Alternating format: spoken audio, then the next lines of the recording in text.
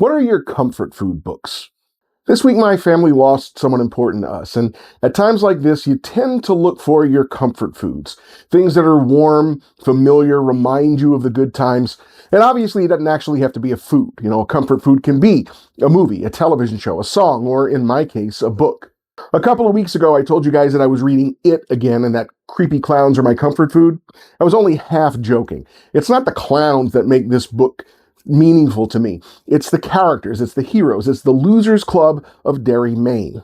7 people, and we see them as both children and adults, who have this profound bond of friendship and love. That's the sort of thing that speaks to me. I love the characters in this book for the same reasons that I love the kids in Goonies, or the party in Stranger Things, or the crew of the USS Enterprise, or the Enterprise D, or the Cerritos. Star Trek is another one of my comfort foods, if you couldn't tell. But my prime comfort read, the one I've probably read more than anything else, is William Goldman's The Princess Bride. The classic story of true love and high adventure. We've all seen the movie. We all love the movie. Probably the most unified this country has been in the past 20 years was when Disney bought Fox and started to float around the idea of remaking this, and we all got together as a group and said, no, we don't want it, we don't support it, we won't watch it, unless the Muppets are involved. But as is so often the case, as great as the movie is, the book is better. It's the same sweet story of love and adventure, but with a slightly more biting, satirical edge. It's wildly funny, very, very uplifting, and it's the sort of thing that I turn to when I need to be picked up. Something else that I turn to is the work of Dave Barry, a humorist and former newspaper columnist who approaches the world with a sense of humor that's very goofy but belies a profound understanding of people. His work from the 90s and early 2000s is probably some of the most influential on my own sense of humor. When I'm looking for something from Dave Barry, I tend to go back to Dave Barry's Book of Bad Songs or Dave Barry's Complete Guide to Guys.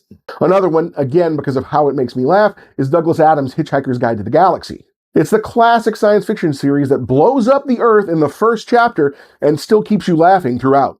People have told me at times that they think my sense of humor can be somewhat British.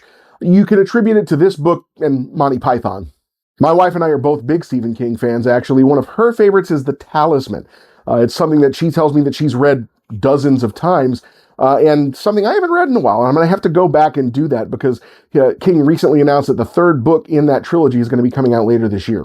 Short stories can also be great for a quick dose of comfort. Stephen King, of course, has plenty to choose from, but I also grew up on the works of Ray Bradbury, on Isaac Asimov's robot stories, on his Black Widowers mysteries.